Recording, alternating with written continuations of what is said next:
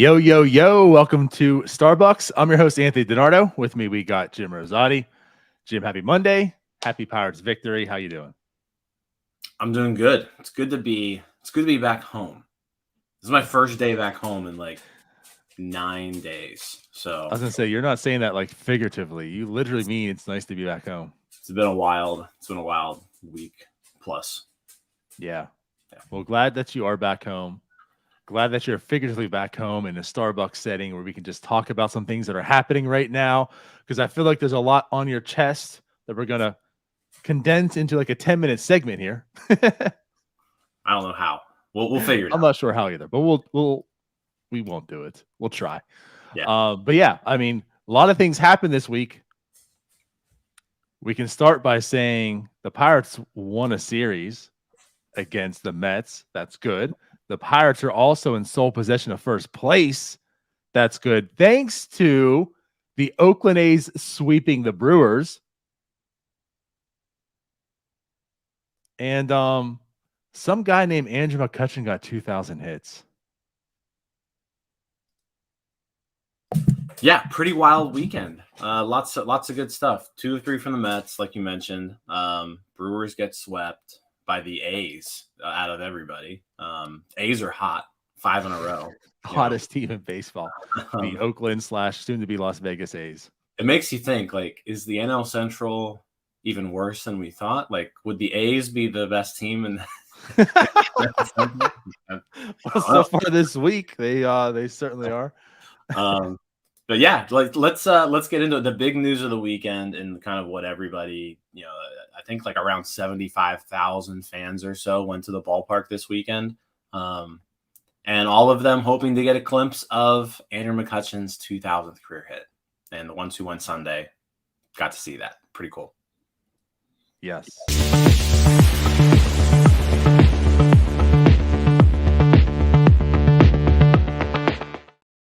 We've been talking about this for like a week, Jim. We went to the game on Saturday for our tailgate podcast. That didn't happen, but the tailgate happened. And wondering if, was the 3 hits going to come that day? Probably not. But I was also going to the game on Monday. I was going to the game on Wednesday. All he needed was 3 hits. Like he said, he had a whole entire homestand. He just needed 3 hits. It happened on the very last game of the homestand. I mean, thankfully it happened in PNC Park. That was awesome. And it was awesome. 2,000 hits for Andrew McCutchen. Congratulations. Awesome stuff. And I guess like the one thing I want to talk about some more, which we did early on, is Andrew McCutchen isn't here just to be this token player of, hey, I'm a veteran. This is my hometown. This would be a nice sign off. Let me sign back here and end my career. The dude's balling out.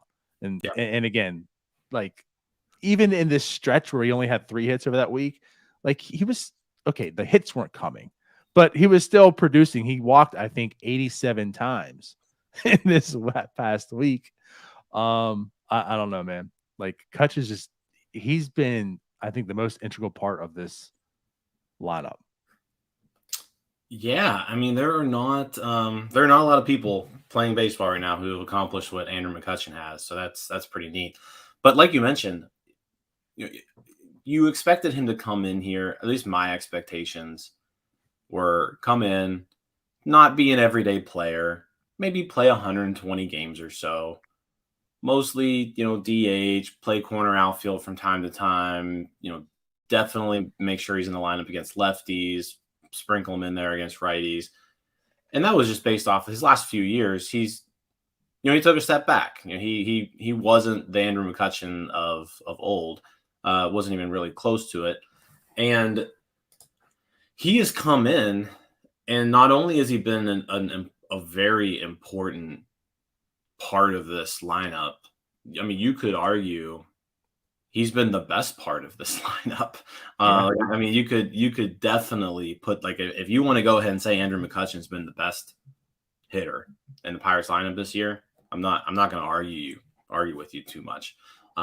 He's really kind of found a resurgence. He hasn't had a season this good since the last time he was in Pittsburgh, 2017. So.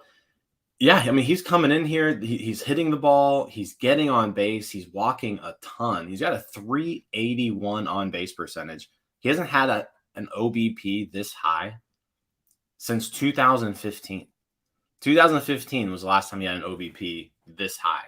So the guy's doing things he hasn't done since prime Cutch, which is just, it's awesome to see because he's not just this, it's not just this feel good story where old guy comes back to where he was and finishes his career. Like, we're talking about old guy comes back.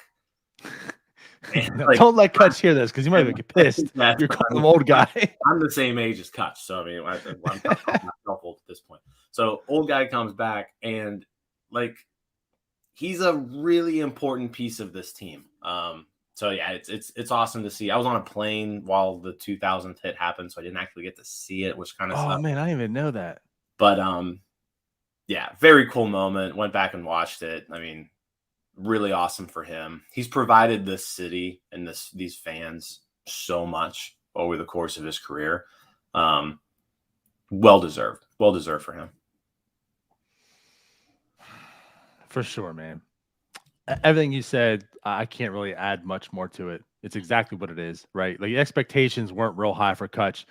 We discussed how with the signing, he got wrecked last year with the shift and with no shift. You could see, a season where he's better, but he's still going to be a part-time player. And this guy's basically an everyday player. Now, he's not playing the field pretty much at all right now. And kind of question that a little bit, but whatever. He's a full-time DH. He's the best hitter in my mind too. This is why I put out the poll last week about who do you find more valuable to this team, Andrew McCutchen, Brian Reynolds, or Jack Sawinski? Because like when you look at those, Jack Sawinski's the best hitter. Like you look at WAR, you look at WRC plus, like all this, like he's the best hitter, and that's the argument. But Cutch has been like, I just feel even in this stretch, again, that's why I bring it up, the stretch where he had 3 hits over an 8-day period of time. He's been like the absolute most consistent player, and he's giving you exactly what you wanted in every spot that he's hit in. And he went to the leadoff position, most recently, and just dominating there. Like you said, he's bat flipping his walks. Like I love it. I love Andrew McCutchen. I love his attitude about everything, what he brings to this team, and I mean, just a great dude, a great baseball player. 2,000 hits for him. And you're absolutely right. Like he is, I will argue, like he is the best hitter on this team this year at this point in time. I'll take him over Brian Reynolds right now. I'll take him over Jack Sawinski right now. He is the best hitter. If it's one player I want to bat, it's Andrew McCutchen. Now, granted, there's a 16% chance he's going to walk, and that's fine. But yeah, he's balling out right now, and like that leads us to believe too. Like, let's talk just slightly, but like there's good reason to think like this isn't also Andrew McCutchen's last year. When he talked that I want to play multiple years, and you're like, well, yeah, it's cool. Let's give us one. He's for real, and he hasn't slowed down. We've seen that too. He's old man, as you say. But he's playing like young man Andrew McCutchen. I should say playing like, somewhat playing like, but he is physically looking like young man Andrew McCutchen. Well, and that's kind of the thing where, you now have the designated hitter in the National League. So like this is something where you look at Nelson Cruz. Mm-hmm. Nelson Cruz's career was extended 10 years, because of the designated hitter spot. If Andrew McCutchen, I don't know what Andrew McCutchen wants to do. He's got 2 young kids that he hasn't spent a ton of time with because he's been in other cities. So maybe Andrew McCutchen doesn't want to play till he's 43 years old. But I mean, if Andrew McCutchen plays like he is right now, let him just play till he's like 43. Like, right. I mean, why not? He's like the heart and soul of this city. He loves this place. He'll take hometown discounts to stay here so he can be close to his family. Like, if you keep Cutch around, as long as he's doing this, you keep him around as long as Cutch wants to play baseball. Just whenever that is. You give him just like a rolling contract where, it's a 1-year contract, but you have a player option to extend this every year for the rest of your life. Every year. I love it. That's where I'm at. Like, give him $5 In the million. year 2053, Andrew McCutchen up the bat. Give him a $5 million 1-year deal with unlimited player options. That's fantastic. Unlimited player options. We'll be talking about hit number 3,000 here in 10 years. I love, yeah. And you know what? 4,000. He's gonna just bunt his way at 100 years old for his 1,000th hit. Ty Cobb. Yeah. I love it. But right, I just again, like, it's such a feel good story for Andrew McCutchen. And 2K for him. Awesome. We'll get into it later, but does this season, real quick answer, does this season like make you kind of rethink his Hall of Fame possibilities? Doug and Tyler, real quick, got into that yesterday as well. And I don't really want to say it makes me rethink it. I think the same thing has to happen. We discussed before. He probably still has to have like 2 or 3 solid seasons. Now, what this season does for me is think that's more possible than I thought. That still has to happen. But he might be able to put in 2 or 3 seasons. Again, like you're talking with the DHs here, where the volume is now there. He's got a bit of a peak. Now the volume, now the counting stats are there. Maybe. You look at Fangraphs, he's at basically a 52 WAR right now. So maybe. Maybe. Yeah, I'm with you. I'm still at that point. Yeah, like he's got to do this for probably 3 years. Yeah, to like really be in that conversation. Yep. All right. So, do we want to get to the hot topic? Let's get into it.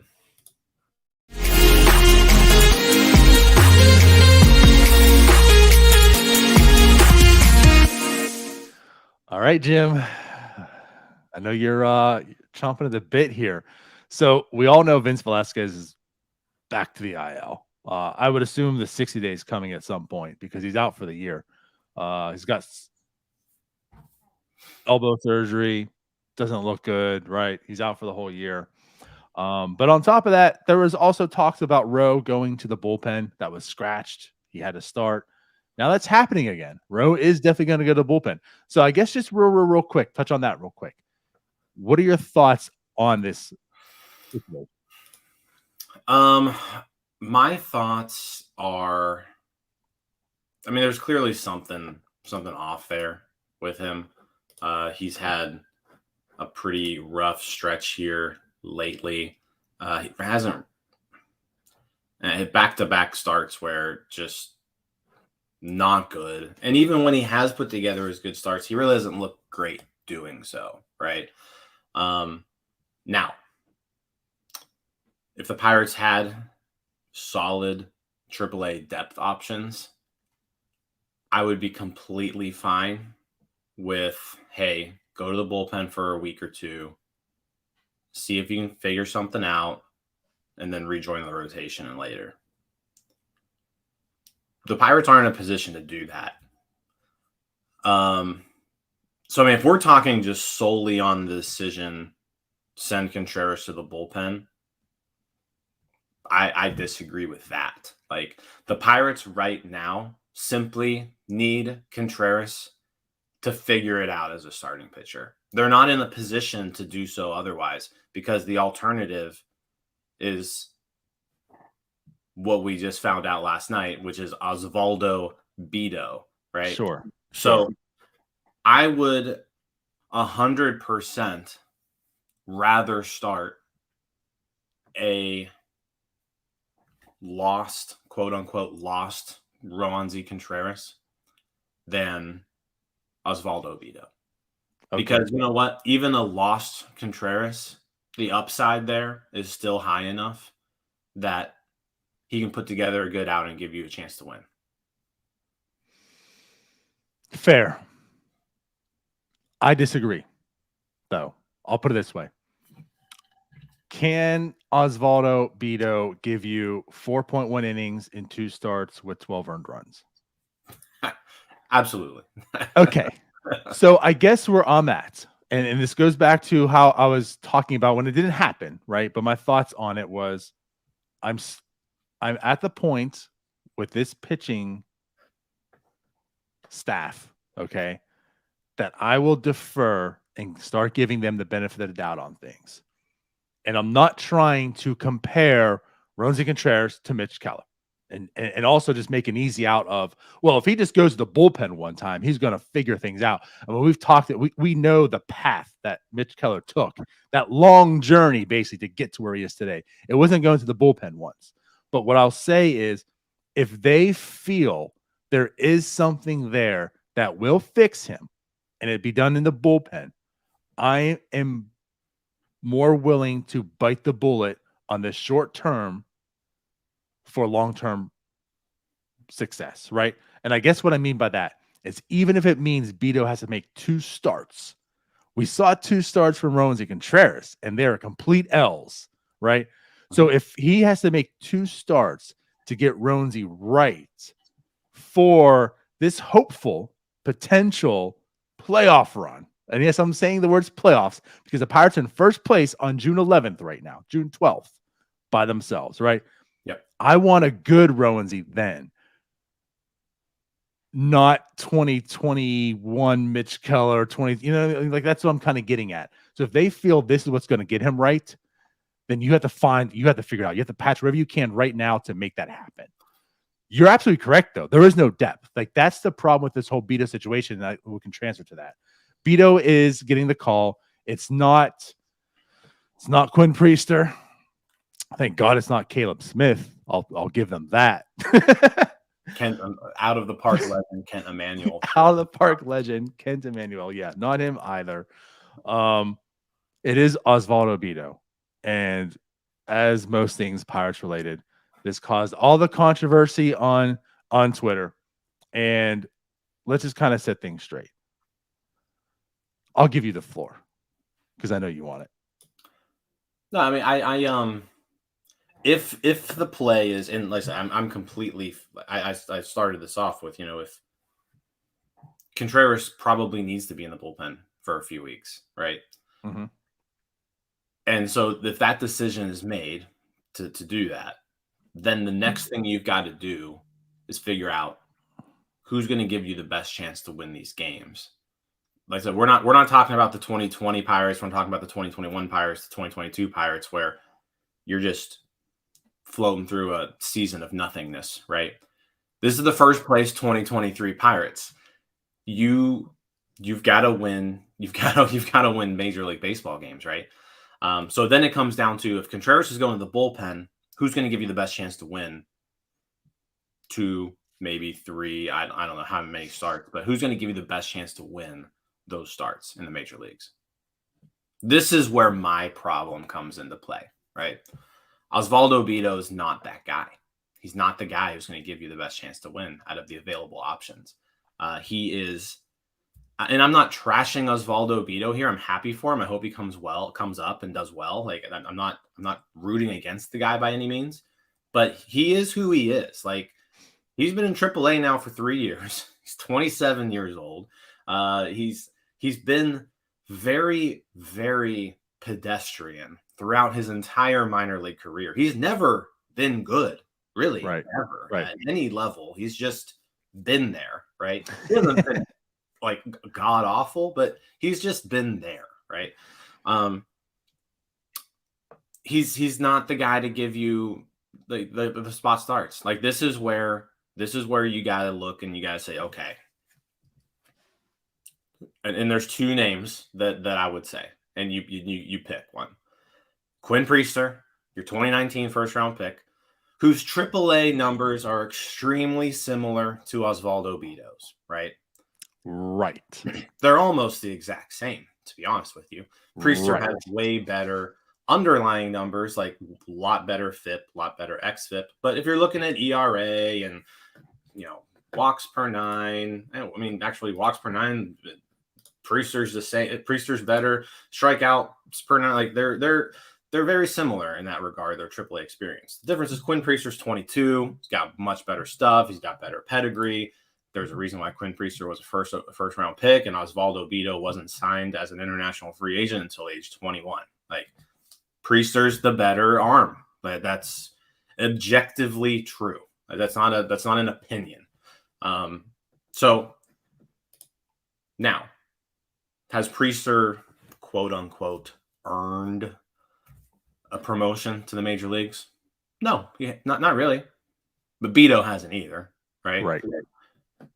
If you're talking about one guy who maybe has earned it, and he's the level below these guys, it's Jared Jones. The stuff's been amazing. He's dominated Double-A hitters.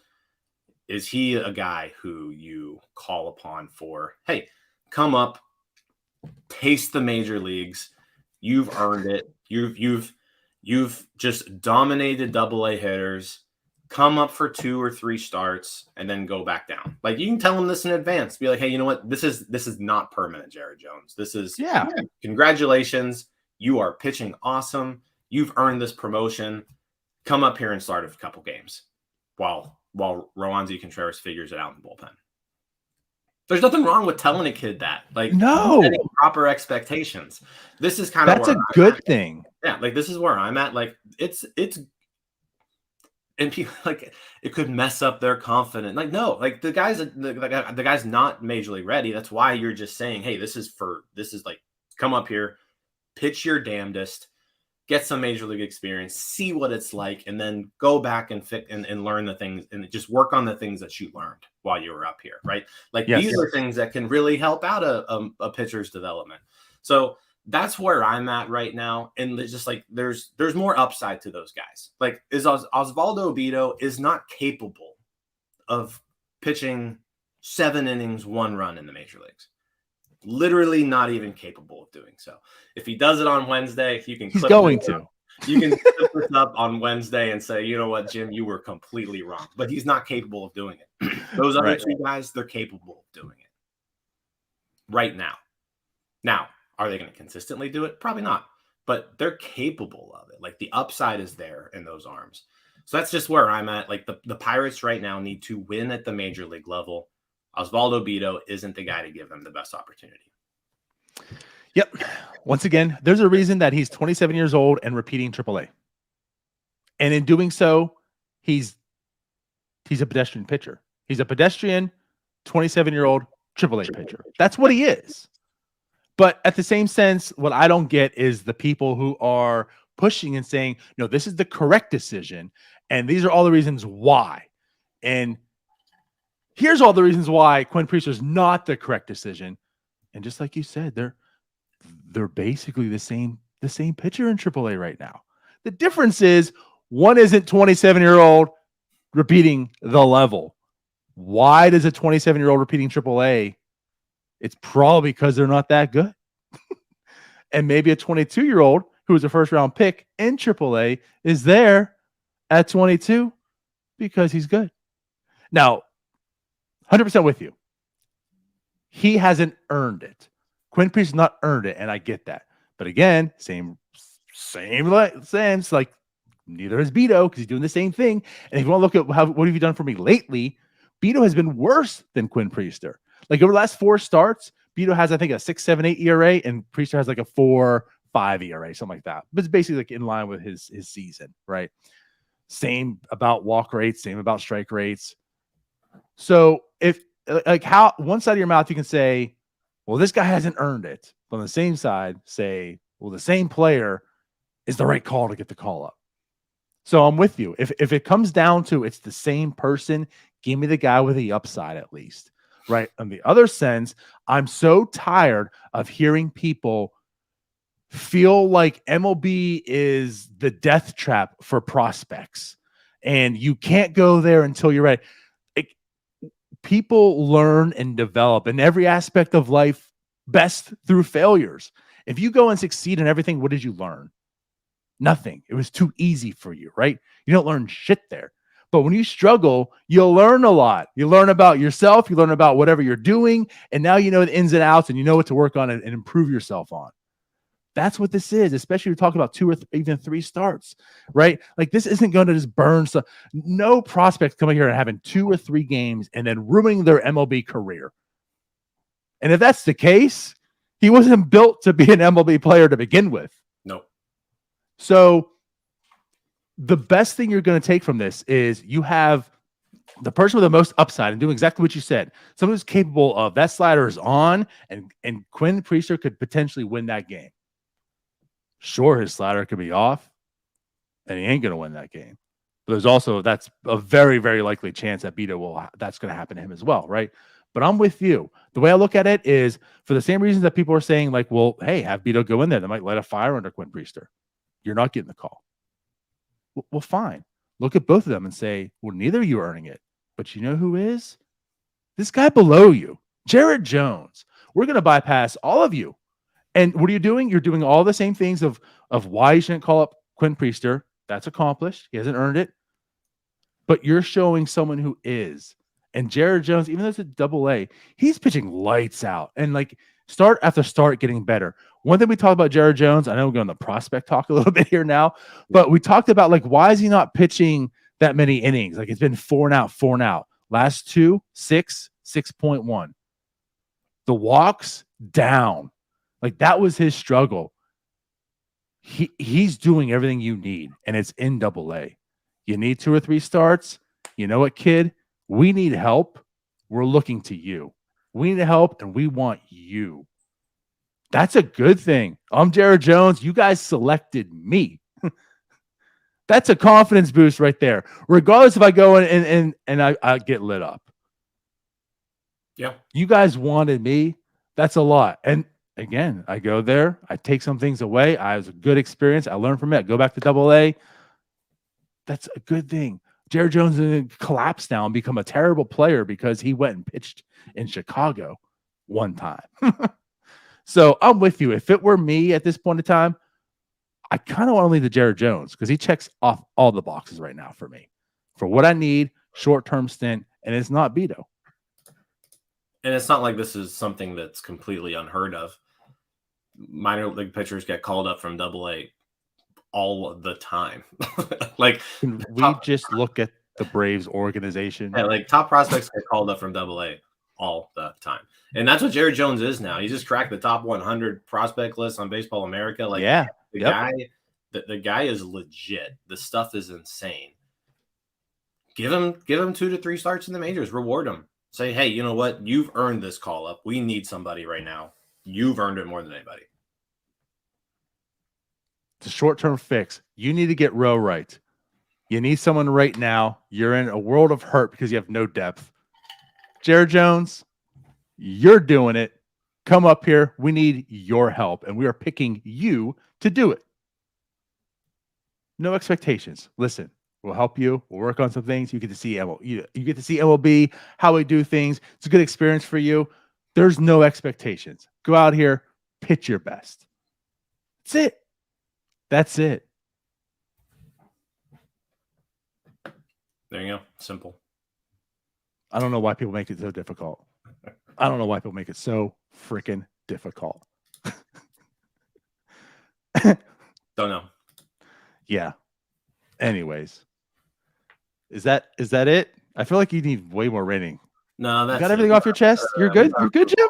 We gotta move on with this stuff. No, it's just I just don't. I mean, going back to it, like, you don't have to just accept Osvaldo Bido, you guys. Right. You don't have to accept this. Osvaldo Bido is the lamest, most uncreative, uninspiring, non-ballsy decision you could have possibly made as a general manager. It's the safest thing you could have done. It's the least aggressive, least creative person you could have called upon. And that's what Cherington does, because that's what Cherington does. That he's uninspiring. He is the most uninspiring general manager that we've had since, well, the guy before him, because they're both the exact same person. Yeah, right. I'm with you. How many times I say it? I would love for this organization in Cherington to grow some balls, right? Starting with opening day, having your player there from day one. That's all. They're not going to do it. They're going to play safe. And that's what this is too. And I'm with you. I'm with you. Take the upside. Take someone who's going to give you a chance, opposed to, well, I'm going to play safe here. There's Super 2. He's not on the 40-man. Yeah. Super 2's out. We don't care about him. Like Super 2 doesn't even matter at this point anymore. At this point, no. Guys, and these guys don't even like this. Isn't and you're going to send them back down anyways. Like, but still, this is about who's going to give you the best chance to win baseball games right now. Yep. And they made the most uninspiring, least creative, safest, non-aggressive decision they could have made. It is not we are in first place. We didn't expect to be here, and we're going to capitalize on it. That's not what this is. It's exactly how they've been playing this season. We're in first place. This is fun. Let's just ride it out and see how long we can do it for. Oh, now it's July and we're not. Well, it was fun, guys. And I hope you enjoyed it. There's no pushing the acceleration. There's no, you know what? Let's believe in our team. Let's do it. I'm sure Cutch is happy to see Bido come up. Well, are the Pirates contenders, Ben Cherington? Well, Exactly. That's where I'm at. You know what? I'm going to back off because I'm about to go another tangent, and I can't. I'm getting fired up again. Okay, let's go to our prospect talk, Jim. Let's do it. Let's make this quickly.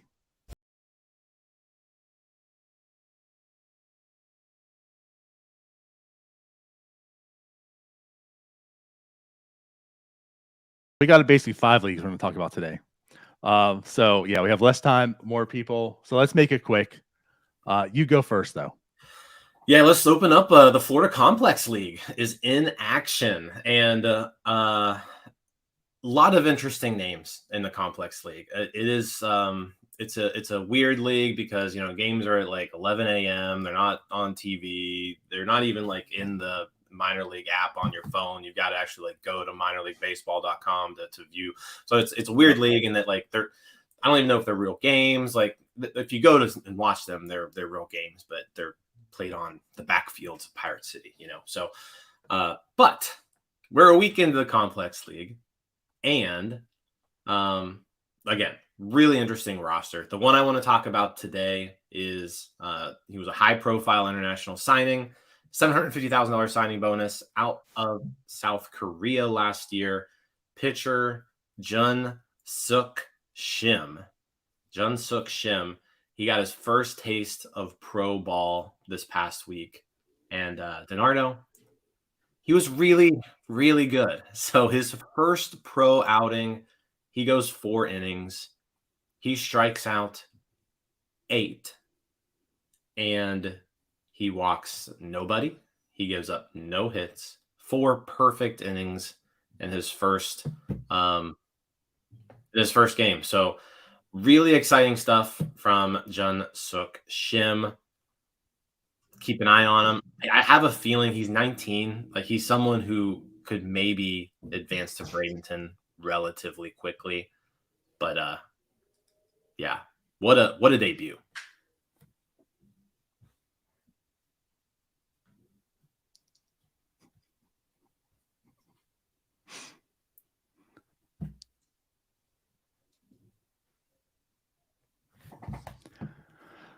If you can hear me, I don't know if you can. I can hear you. Okay. I don't know what happened, but I've lost Bluetooth connection. So my mouse and my headset's not working.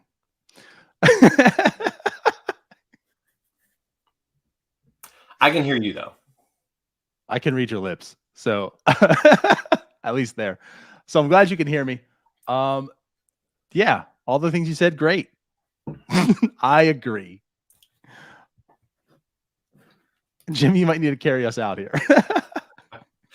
All right, let's go to Bradenton. Whatever. Low A Bradenton, real quick. I know the person that DiNardo wanted to talk about, and that was Shalin Polanco. Polanco on the year. He hit his 9th home run. So that's kind of what you'd love to see right now. The power is there. Crushed the ball. That 9th home run, if you haven't seen the video, go pull up Anthony Murphy's Twitter. He's got all this stuff. Really good if you're wanting to look at minor league highlights. But Polanco, really nice week last week. He had a hit in 4 out of his 5 games. His season numbers, he's batting average up to 232, on base 318. He's still striking out quite a bit, but the slugging is there. That was kind of his calling card when he was. I believe Polanco has the highest signing bonus of any international prospect the Pirates have had. Yeah, he hit his 9th home run of the year. Tons of power there for Polanco. So good stuff out of Polanco in Bradenton. Moving to Greensboro, and now DiNardo's just frozen if you're watching the stream here, but if you're listening to the podcast, DiNardo is literally just frozen on the screen here. He has no sound, no anything. So I'm going to go ahead and we're going to just pick some players to talk about. Greensboro. There's really only 3 people we have talked about this entire time, 4 if you include Bubba Chandler, who's struggling a little bit. But we're going to talk about Sung-Chi Chang yet again. The guy is playing like a man possessed in Greensboro. He's hitting 307, 418, 587 slugging out of the guy. He's only 5'7". He's listed at 154 pounds, but the dude has found his power stroke. And although it's in Greensboro, it's in a league that's got some pretty hitter-friendly parks. He's still doing it. Like he's hitting the ball out of the ballpark in those parks. He's walking a ton. He's not striking out.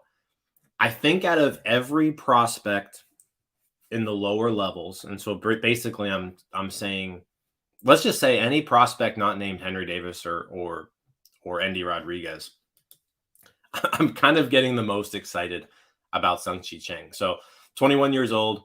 Just if you don't know him yet, know who this kid is, because he's playing like someone who's probably going to end up being the Pirates minor league hitter of the year.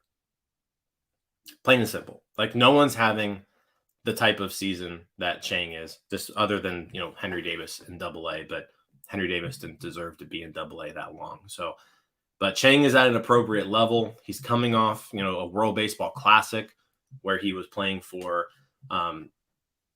Chinese Taipei, just crushing the ball. And like I said, the power is nice. He's stealing bases. He's also probably the Pirates' best defensive shortstop option out of all of those middle infielders they've accumulated over the years. Chang, solid defensively. So just an incredible start of the season for him. We talked about him over the offseason, how he put together a pretty solid year in Bradenton, but he's taken that solid season in Bradenton, and he's one of the best hitters in high A ball right now. So now that I'm back, and this is the guy I want to talk about too. And so I'm not sure how far deep you got to him, but over 1,000 OPS. One thing I want to ask you, it's early, but hey, we're all about hot takes, right? It's baseball. Are we talking about the minor league player of the year right here? Like, is this basically not really much of a prospect to you're the minor league player of the year for the Pirates and potentially top 10 next year? Absolutely. Like, the only other hitter, if we're talking about minor league hitter in the organization that's putting up the type of season that he is Henry Davis. Yeah. And that's the number 1 overall pick who should be in the majors right now. Yeah. I mean, that's where he's at. He's right. And again, like very hitter friendly environment, but what he's doing is it's not that he's just playing well. Like he's playing extremely, extremely well. And I don't look at this too as like it's just the hitter friendly environment. And the dude's walking and not striking out. Like all of this stuff. I mean, as a 21-year-old, strike rate 16.1, walk rate 15.7. Like you said, very Henry Davis like, not to his extreme levels, but just a good hitter all around, and the speed and everything. I know he's a small dude, so that might go affect him, but hey, so is Jose Altuve. Yeah, he is small. Like if you watch him on video, he is a small guy. It's $150. It's there's some power in that small frame, and yeah, he knows how to use it at the plate. Nice, cool. All right, Altoona, your guy. Who you picking in Altoona? Crap. Who? Oh, you know who I want to talk about?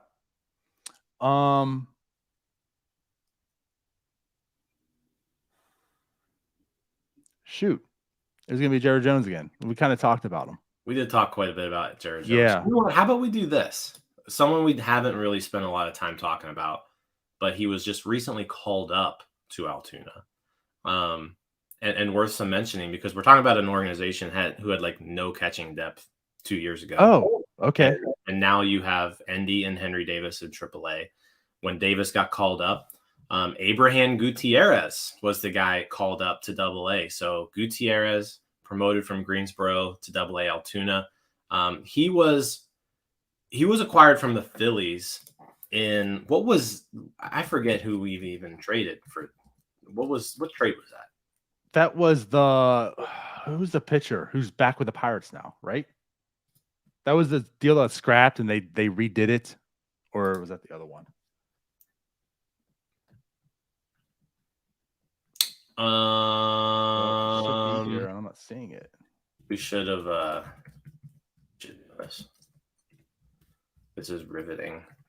Oh yeah, absolutely. Right here. There we go. Abraham Gutierrez trade. Braden Ogle. Yeah. Braden Ogle traded to the Phillies for Abraham Gutierrez. So he put together a pretty solid month or so in Greensboro. This was his first week in Altoona.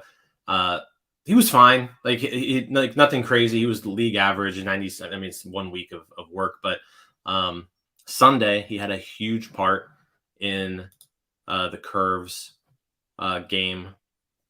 And they were down by 2 in the 9th inning, and he hit a 2-run homer to tie it up. So his first AA home run was a big one.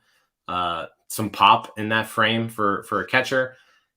Just again, like definitely third on the pecking order if we're talking about catchers, in the organization. Mm-hmm. But someone who plays the position. That includes Hedges too, right? In delay. Talking about minor leaguers. But as far as I'll include them all. But very like as opposed to the other two where you've got these concerns about their defense, like you do not have those concerns about Gutierrez's defense. That's his calling right. And so if Gutierrez is someone who can, and he has shown throughout the minors that he's capable of handling himself at the plate, you're talking about someone who at a minimum can be like a backup catcher for you. Yeah, that's like the positive again. Henry and Endy, right? There's two guys, hopefully going to be studs with the bat for sure. So like all you really need Gutierrez is to be Jason DeLay or Austin Hedges. That's fantastic. Like that's a 3-man catcher in a few years. That'd be awesome. Yep. So yeah, I guess so. Good call on him. I did want to talk about Jared Jones. I mentioned that was pretty much talked about, but he is just killing it right now. I said every start's getting better, more innings added to him. So yeah, Gutierrez. And did you talk about Bradenton already too? Yeah. Who'd you bring up? Polanco. Oh, nice. Okay, so we talked about my guys. All right, let's go to Indianapolis then, I guess. Yeah, no, Altoona. Or yeah, Indianapolis. Yeah, let's finish off in Indy, and I guess we're gonna go with. I mean, we talk a lot about Endy Rodriguez. We talk a lot about Henry Davis.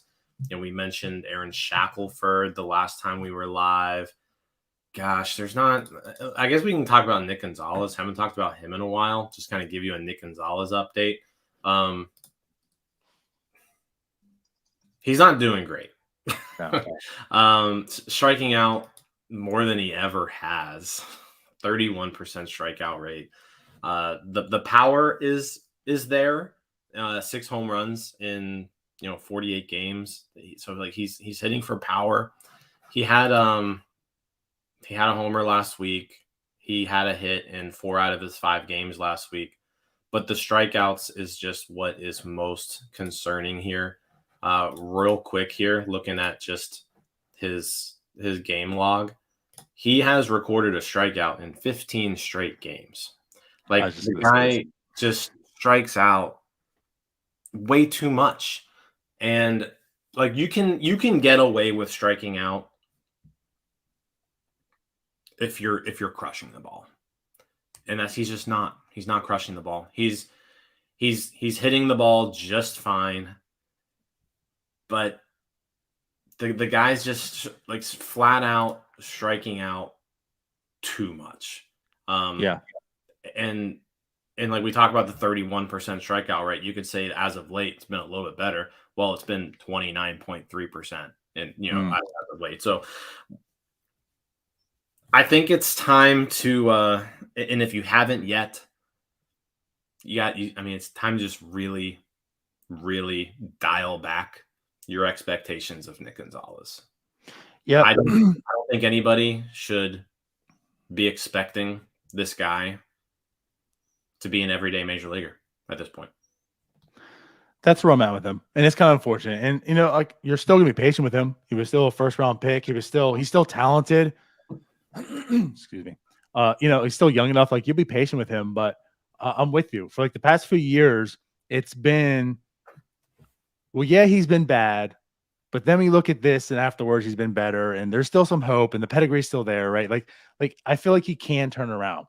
And now to the point where there's been nothing but excuses, and you got to find out like sometimes you are what you are, and maybe this is what he is. And it's again like it's unfortunate, but you just can't strike out this much, and that's what he does. And like you're saying, it's not like he has the power to make up for it. Like he has some power, but he's not. He's not crushed. I'm having a rough day. Yeah, like, he's not like going all Mason Martin on you and hitting like 30, 40 home runs to do this as well. Like, yeah, he's a second baseman that could probably hit 15 home runs, but that doesn't say, okay, well, you can also strike out 35% of the time in the majors to do that. That's not a good player. So, yeah, I'm with you. It's just kind of unfortunate, but to still hammer what we've kind of been hammering all year with that middle infield struggles the major leagues teams having, like Gonzalez isn't that answer.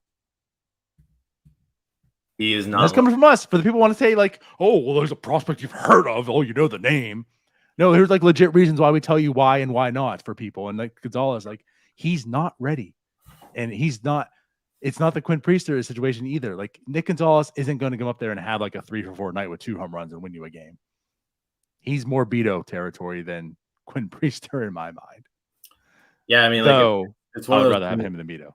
Yeah, I mean, it's one of those things where a lot of people trashed Eric and Fangraphs for just completely moving off him as a prospect. Yeah. And looks like they were right.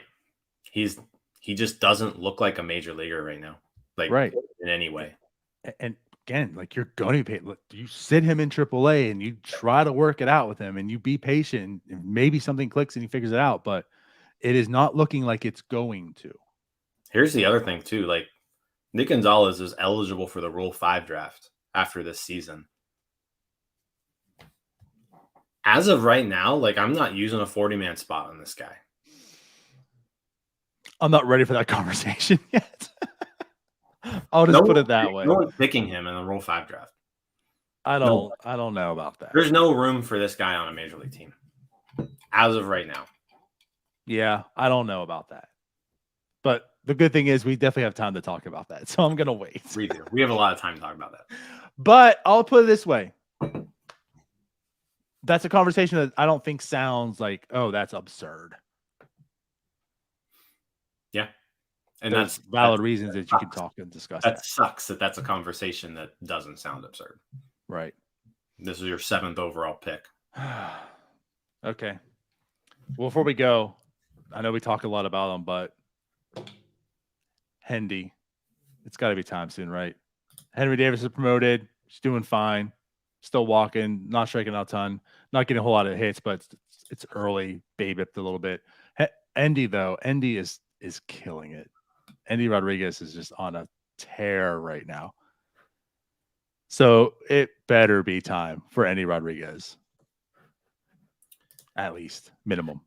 Yeah, something's clicked for him. His last 10 games for Endy Rodriguez, and this is kind of what you want to see out of like your top prospects is like, show me a stretch where you're looking really good, and then call them up. Like you don't have to wait for their season stats to stabilize, right? It's like the guy's got talent. Once he's showing you that he's tapping into that talent, call upon him if you need him, right? And the Pirates could definitely use him right now. Last Which 10 games for Endy Rodriguez, 372, 426, 465. He's got an 891 OPS. Basically, yeah, his last 10 games, he's been very, very good. He looks about as ready as he has all year. it's time. It is. It really is. Like it's time for him to get called up.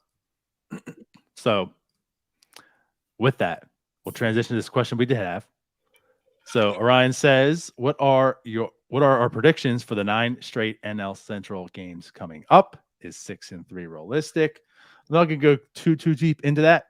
But I just want to say, like, I think it's realistic simply for the fact that this NL Central is terrible.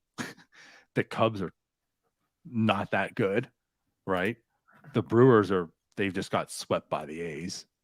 I think 6-3 is possible. I'm not going to predict it, but it's possible. Yeah, I mean 6-3 is realistic. I think a more proper, like if you go through this stretch of 9 games at 5-4, Yeah, you're very happy. yep. And Indy could help you do that. 5-4, you're very happy. 4-5 doesn't kill you, but yeah, anything over 500, you're feeling good about. I'm with you. So let's get Indy up. Let's do it. Where's get him on the same I'm sure bus that Bido will be on. Yeah, I mean, they don't have to go very far. They got to go to Chicago and Indianapolis. Yeah, it's not that far. Rent a car, head up there. It's a 2 hour drive. Yep. All right, man. Is that everything? I think that's it.